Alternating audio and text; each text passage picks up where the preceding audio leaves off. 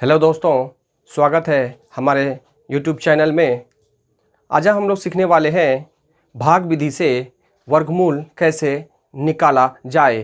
तो बिना लेट किए शुरू करते हैं। तो सबसे पहले दोस्तों हमें वर्गमूल निकालनी है, तो हम लिखते हैं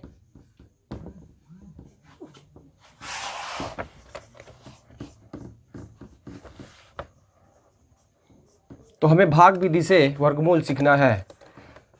हमारा पहला क्वेश्चन है 144, दूसरा है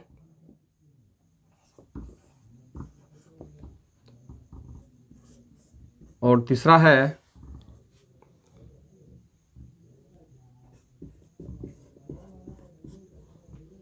तो आज हम लोग इस तीनों सवाल को भाग विधि से सॉल्व करेंगे।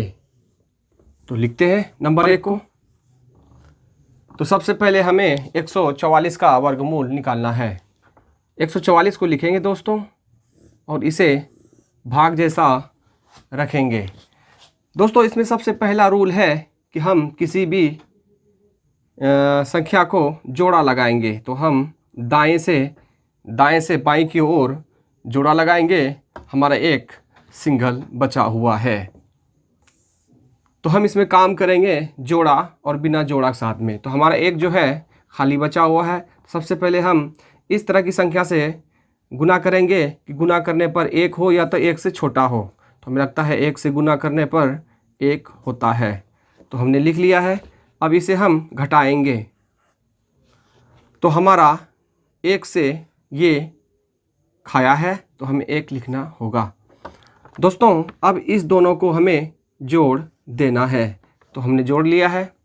अब उसके बाद ये जोड़ा संख्या था, इसे हमें उतारना है, तो हमने उतार लिया है।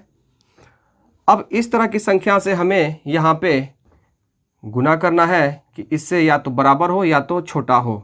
तो उम्मीद है 2 से पूरा होगा, तो हम इससे गुना करते हैं। दोस्तों ये पूरा हो चुका है, तो हमने 2 से खिलाया है, तो हमें इसे 2 लिखना होगा। अब इसे घटाते हैं तो देख पा रहे हैं दोस्तों हमारा ये पूरा संख्या हो चुका है। तो इसका मतलब मेरा 144 का वर्गमूल आया है 12। अब चलते हैं अगले नंबर की ओर।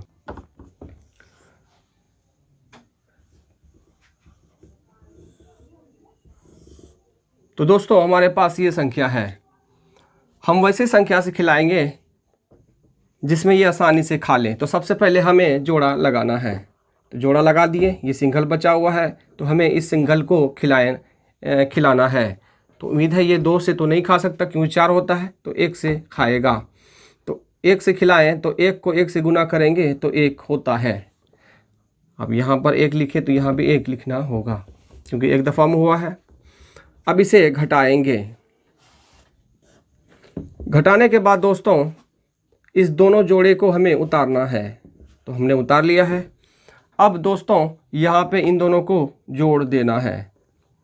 जोड़ने के बाद अब हमें वैसे संख्या से यहाँ खिलाना है कि जिससे या तो बराबर हो या तो छोटा हो। तो उम्मीद है ये 7 से पूरा होगा, तो हम इसे गुना करते हैं। तो दोस्तों ये पूरा खा लिया है, तो हमने 7 से खिलाया है, तो हमें यहाँ पर 7 लिखना होगा। अब इसे घटाते हैं तो हमारा ये शेषफल 0 हुआ, यानी हमारा पूरा खा चुका है। तो हम लिखेंगे इतना का वर्गमूल इक्वल टू 17। तो हमारा वर्गमूल 17 आया है। अब इसी प्रकार से चलते हैं तीसरे नंबर की ओर।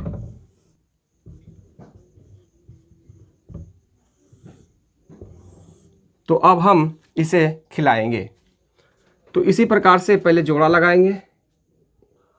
तो हमारा 2 जोड़ा लगा है, लेकिन ये इसका जोड़ा नहीं है, तो ये अकेला हो गया। तो हम ऐसी संख्या से खिलाएंगे जिससे ये ही हो, दूसरा नहीं आना चाहिए। तो सबसे पहले 1 ही है, जो इससे आसानी से 1 ही होता है। 1 से खिलाए हैं तो 1 लिखना होगा। दोस्तों अब इसे हम घटाते हैं और फिर जोड़े को उतारते हैं। तो पहले जोड़े का हमने उतार लिया है। अब इसे क्या करना है, जोड़ना है। तो जोड़ लिया है। अब वैसी संख्या से खिलाएंगे जिससे कि इससे छोटा हो या तो बराबर हो। तो उम्मीद है 2 से हो सकता है, 2 2 4, ठीक है। तो 2 2 4 हो गया और 2 2 4 हो गया, हमने गुना कर लिया है इसे। तो हमारा 2 से खाया है तो हम यहाँ पर 2 लिखेंगे। अब दोस्तों हमें इसे घटाना है, तो हमने घटा लिया है। घटाने के बाद ये जो जोड़ा है इसे उतारेंगे, तो ये इसको भी उतार लिया है। उसके बाद दोस्तों हमें इसे पहले जोड़ेंगे, तो हमने इसे जोड़ लिया है। यहाँ पे गुना करके लिखते हैं और यहाँ जोड़ के लिखते हैं। अब यहाँ पर वैसी संख्या हमें लिखना है ताकि गुना करने पर या तो बराबर हो या तो कम हो। तो उम्मीद है 5 से हो सकता है, तो 5 से गुना करेंगे, 5।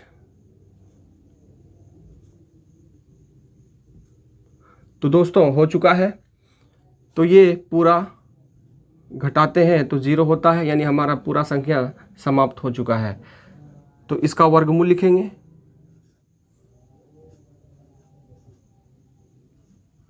तो इसका वर्गमूल आया है दोस्तों, ये 5 से खाया था तो हमें यहाँ पर 5 लिखना होगा। तो इसका वर्गमूल इतना हुआ है। उम्मीद है दोस्तों आप लोगों को समझ में आया हो। अगर कहीं डाउट लगे तो कमेंट करें, हमारी वीडियो को लाइक करें, शेयर करें और हमारे चैनल को अवश्य सब्सक्राइब करें। अब मिलते हैं अगले वीडियो में, तब तक के लिए जय हिंद।